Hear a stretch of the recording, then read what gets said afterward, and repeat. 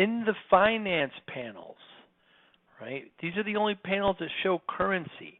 So whenever you go to open up a finance panel, you will first be asked for credentials. You'll put in your ConnectWise managed credentials. It'll then search, sees if you have access to the financial reporting. If you do, it will allow you access. So it's the only way people can get into the finance panels. If a technician installs it on a workstation, generally management doesn't want them to see actual dollars. So the first panel we have is effective rate by agreement. When you open this, you actually choose the agreement here. It has a list of all the agreements, and it'll show you the effective rate over, this is for the agreement for the year.